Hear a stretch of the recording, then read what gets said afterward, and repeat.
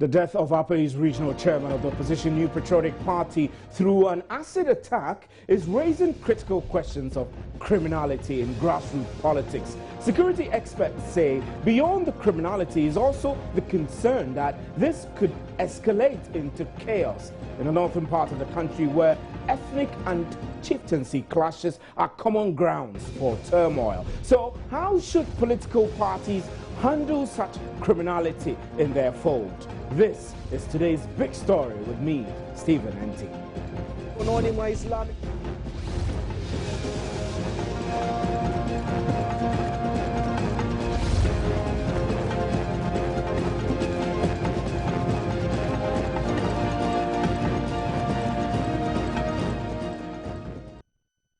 Opposition New Patriotic Party has been hit with a new scandal as its regional chairman Mahama has been murdered through an acid attack. NPP vice presidential candidate Dr. Mahmoud Bawumia is calling for calm among party supporters. We see this as a criminal act that needs investigation, and so we are not going to be in the realm of speculation. That the police are very capable, and we trust that they will do a very thorough investigation of the matter and let the law take its course. For us, we are in mourning. Adams was a regional chairman of our party, and so the attack on him is really an attack on the party. It's an attack on the party. And so we are standing in solidarity. We will commiserate with his family and see to it that he is given a fitting burial and funeral. As all of you are aware, the flag bearer, Nana Addo Dankwa Akufo-Addo, is currently on an assignment abroad. He has, as a result of what has happened, cut his trip short, and so we should expect him back in Ghana tomorrow, inshallah. And so we would just want all of you to be calm, all of our supporters to be calm. This is not a period for reaching hasty conclusions. Let's allow the law to take its course and the investigations to take place. What Mahama needs now are our prayers. We need to pray for him. We need to pray for his wife and his children and his extended family. Healthy man that they saw in the morning yesterday, and by the night he was in deep pain, and by this morning he was gone so quickly. They are going through a lot. So we're praying for them, and we're assuring them of our support. The whole party is behind them, and we'll see them through this. Now, this attack and accompanying negative media coverage could have the potential of dampening the NPP's chances ahead of the 2016 elections. But the party's national youth organizer, Samir Uku, believes although it is a difficult moment for the party, it no way reflects the desire of the people for change. These are not very pretty times. We are in difficult times, and we are mourning. In our attempt to help or to even air our frustration, we might be tempted to also look out for possible people to blame. It is normal, but let us not be caught into that strategy. We have a strong party, a formidable one, and we may have our own petty issues, but the NPP is on course. very strong and formidable party. I wonder whether you'll be in a position to tell us, give us an idea of the internal mechanisms and actions the party is putting in place to ensure that it doesn't continue to make your party unpopular. I mean, this acid incident is not the first time, and so for your position, they might use it against you and say, how come that when members of the same party disagree, they go at each other this bad? I mean, and the acid thing that you talked about, the first one was an NDC panelist pouring it on an NPP panelist in the Brown Hafo. And this one too has happened. But we're treating it as a criminal matter. The moment you color crime or people hide behind the covers of political parties, it makes it difficult for you to get to the bottom of the matter. And so we should not be caught in that web of painting it in political colors. Nonetheless, people are from families, they are from homes before they join political parties. So we must also stand firm and say no to some of these acts. So clearly, you have a point. We haven't come out too good as a party over the past few weeks. But I think that we still have enough issues that we can also base our argument on. When people will vote for you, it doesn't really matter some of these things. I tell you the truth. Right, security analyst Dr. Kwesi Ening is joining us now on telephone to discuss the security implications of this. Dr. Kwesi Ening, good evening. Good evening, Dr. Ening, and thanks for your time. Hi, good evening. Now, this strikes many people as more criminal than political. You have said it already that it does look like this should be separated from active political party activities and be appropriately labeled as criminal. I need you to quickly tell us why you feel that if we do not pursue it as a crime, it could have dire consequences overall on our body politic. Look, crime has no color.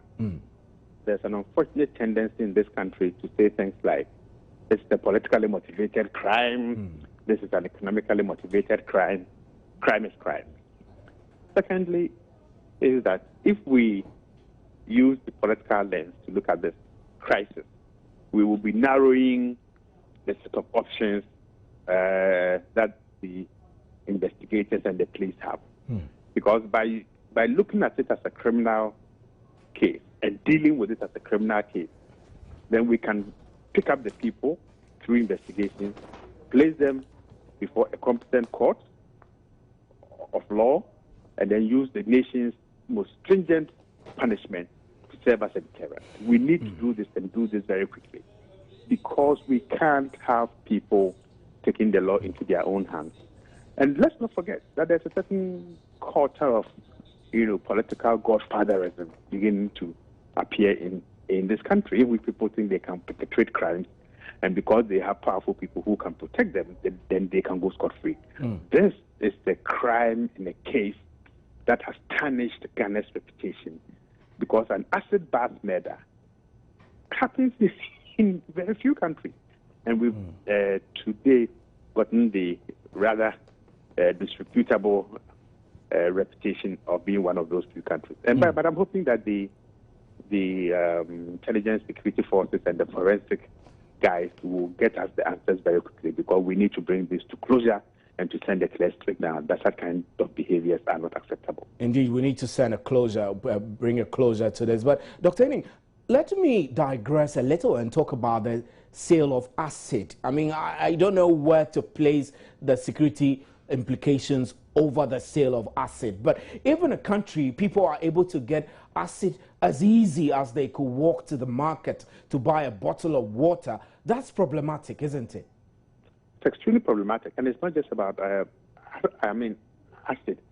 If you look at the way in which chemicals are sold generally in this country, the way in which explosives are easily available, and the way in which all kinds of chemical compounds are transported in this country, it basically does give you a clear indication that the oversight regime that should ensure that those who have access to licenses concerning the import of explosives, of dangerous corrosive chemicals, and other types of chemicals, that oversight regime is fairly weak, and it's not working very, very well, because to get acid in those quantities and to commit the kind of atrocities that we are talking about means that whether they might have bought it in small quantities over time, or that somebody might have smuggled it to them. And we know that living in an extremely dangerous neighborhood where there's loads of insecurity, I think we've got to tighten the regulations around how easy or how tough it is for people to get access to such chemicals. So, Dr. Henning, I want to refer to Patrice Lumumba. I think that to cover up his death, there was some kinds of conspiracies related to acid. Acid was used. So, I mean, the point I'm trying to make is that acid and its use sometimes have justification. Well, acid, and I am not a chemist now, but acids can be used for good things.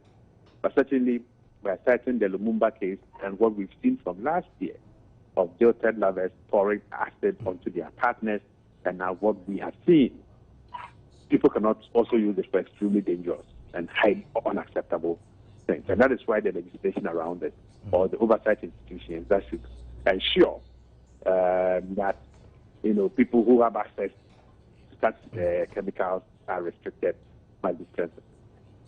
Right, Dr. Henning, I'll have you hold. We're going to come back to you to discuss the overall implications for security in the region, especially in a region where chieftaincy and ethnic clashes are common grounds for turmoil. We'll be discussing that further. But let's go to the other telephone line. David Agbe is Executive Director of the Ghana Institute of Governance and Security. He's joining us now. David, good evening. It's been a while we've spoken to you on today's Big Story. Yes.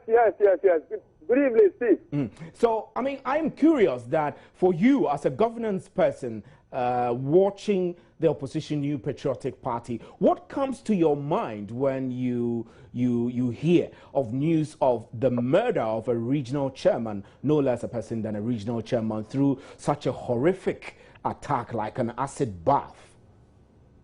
Yes, Steve, thank you so much. My best regards to Dr. Kwabena. I must say that as a political watcher, I must say that what has happened now is almost like NPP, some of the NPP followers are moving from more like, if I could call it, like they are moving from civilization into what I would call a state of a nature where there is no law and people behave the way they want to behave, and so people behave like, excuse me to use the word, animals. And in a state of nature, people are so brutish, they are nasty, and whatever they do not have a common feeling for a human being. And so it is almost about time that the leadership of the NPP steps up. But what is quite troublesome is also the fact that the leadership are also in a dilemma.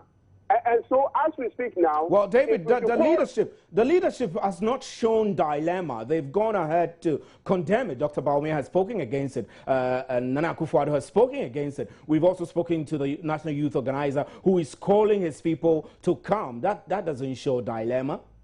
Of course, I mean, I'm using the word dilemma in respect of the fact that these issues are unfolding stories. We thought that NPP leadership could have called some of their followers to order by making sure that they resolve all these kind of internal conflicts, showing its ugly head every day and day out in the political party. So that is what I call a dilemma in politics. And so by now, one would have thought that the leaders of the New Patriotic Party, people like His Excellency John Ajekun Kufuor, Nana Akufo-Addo, Kwabena Duffuor, and all the big people in MPP could have sat down now to ensure that they project their political party. But as it is now, they are not able to do all those things. So we will call on individual, respectable people like Dr. Kwabena. We have people, political scientists, anthropologists, sociologists, and people with a good sound repute in our community to help MPP to come out with some of these quagmire which is showing its ugly head in the party. Right, It is not good for a political party. It is not good for a country like Ghana that we have our image always, projecting ourselves in a very nice way. But what they are doing now is against humanity, and what they are doing is unfair to humanity. Right, David, I'll have you hold. It's quite terrible that we are disgracing ourselves in this manner. David, you sound like the NDC General Secretary. Actually, the statement which the NDC issued follows along the same lines, in which Johnson Asiedu Nketia said that they call on the leadership to take urgent steps to quell the growing level of violence and lawlessness. And they went on to say that these acts of violence and lawlessness are casting an undeserved slur on our reputation as a peaceful and democratic country. We'll have you hold anyway, and then we'll go back to Dr. Ening, who is also on the line. Dr. Ening, I wanted to talk about the implications of this to the general security and stability in the northern part of the country. But before I move to that, let me quickly touch on the presence of crowd control police at the headquarters, where it is suspected that there could be some reprisal attacks from youth, NPP youth, who are unhappy with what happened to their chairman, Adams Mahama. Do you think that such security presence, what people have called the unseen presence of security at the headquarters, is necessary at all? And if necessary, can this stop any reprisal attacks? Well, I think it's necessary that it sends a deterrent signal. It's important that the homes of senior NPP politicians are protected. It's important that their party infrastructure are also protected, precisely because, irrespective of what we think, precisely because of what has taken place over the past couple of months and the tensions within the party, it is highly likely that this will be polarized along different lines. And that is why I think the calls for calm and the calls for unity, which ought to have been made consistently over time, the last 1 year, ought to have been made. Nevertheless, late as it has come, too little, too late, it's still important that we continue to talk about this, because the tensions are not only in one part of Ghana, the tensions are across this country, amongst the different, or in the different constituencies. So it's critical that in a democratic dispensation, the role of the opposition is key. And therefore, whatever needs to be done by the state to protect the opposition, its leaders and its party structures, must be done to give some level of credibility to the system that we are operating. So having the route control forces around the party headquarters, and hopefully in the homes of their most important leaders, is also very important. And so, Dr. Ening, I'm curious about the effect of this in the northern and upper east and upper west regions of the country, where ethnic clashes and chieftaincy clashes are common grounds for turmoil. Do you think it's a big deal, that we should worry that this has the likely potential of escalating into some, I think we should be careful that this doesn't have national repercussions, because those who are fighting, or those who may possibly clash in these three northern regions, have their supporters, their friends, their followers in all parts of Ghana. And therefore, we should guard against, copycat activity.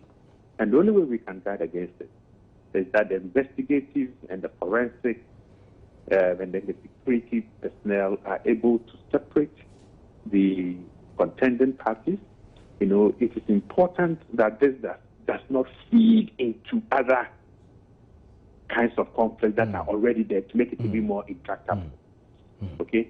And we need to ensure that we take clear in terms of the way that it is handled within the next day or two.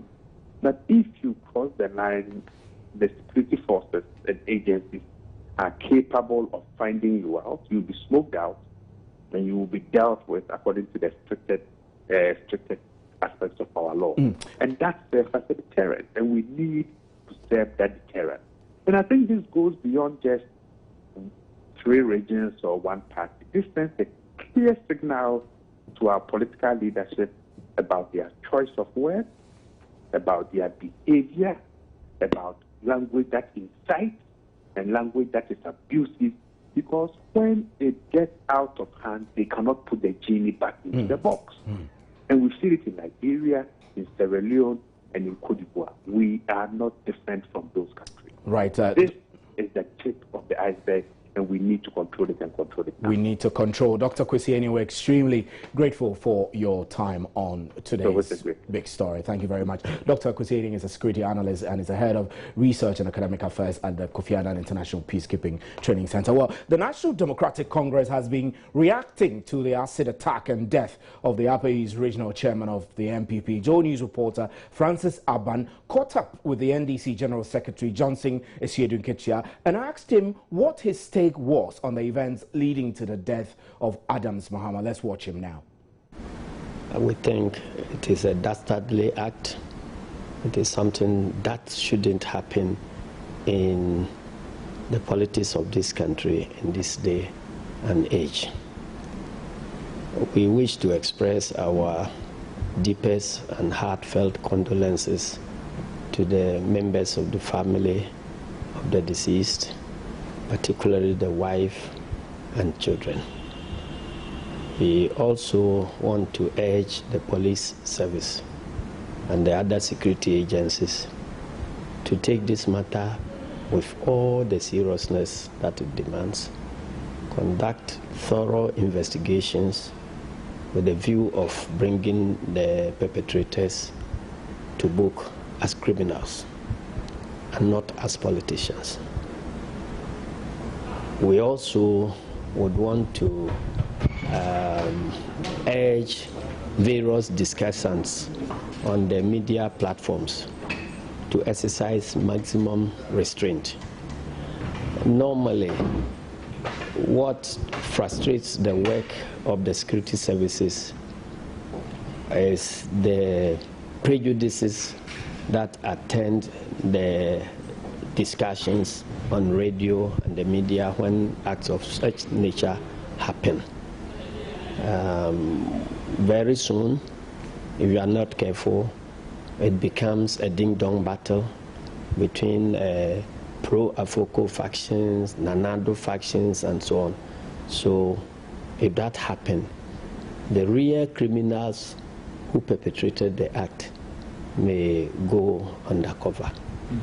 As various individuals are reacting, particularly the NPP foot soldiers, whose anger is understandable at this stage, we also urge them that in their reaction, they should be careful not to tend to cover up the pieces of evidence that the police and the security services may be using.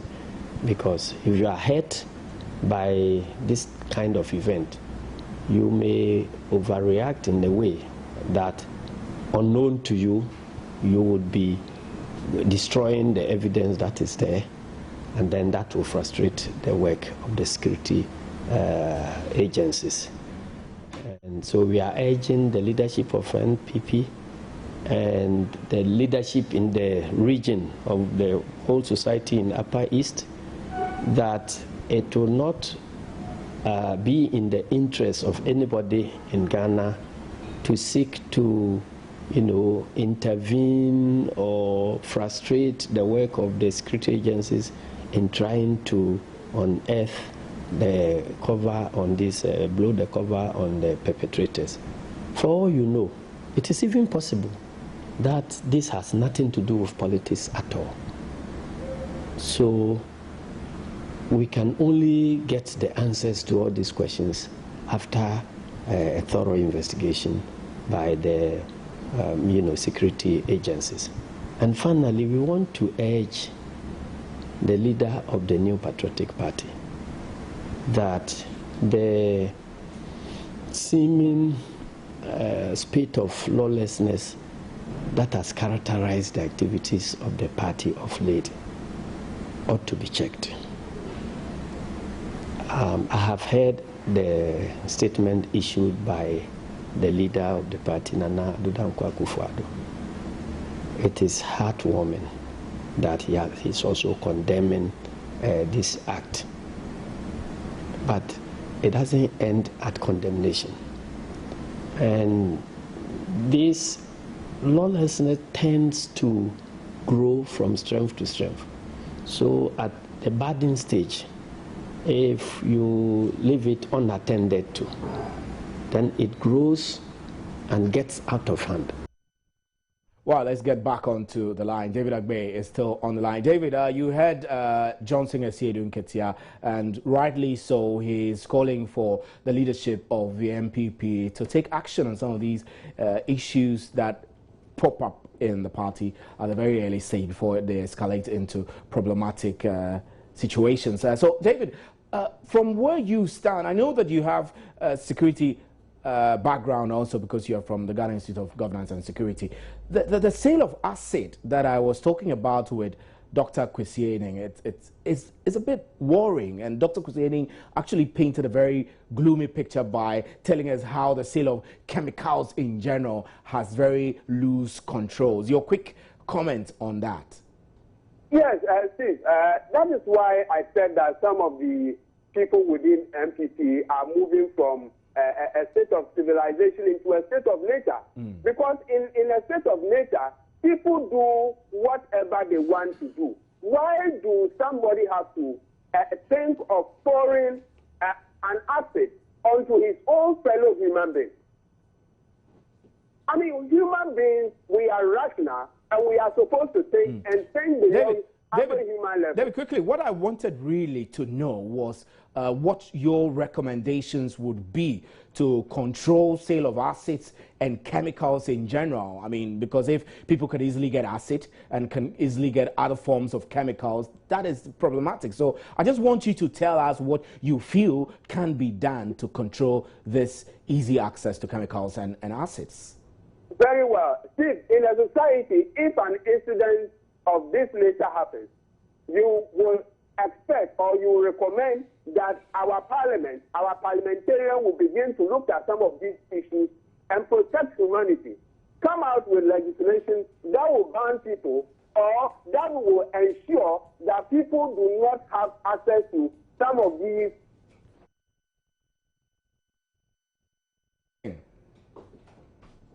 Right, I think we lost David Agbe. Unfortunately, he was making a very... a law that will ensure that our country is safe. Right, David, we're grateful for your time on today's big story. David Agbe is Executive Director of the Ghana Institute of Governance and Security, and Dr. Kwesi Ening also joined us, and thanks to you for making time to join us on today's big story. We're right back with Joy News Interactive. Do stay.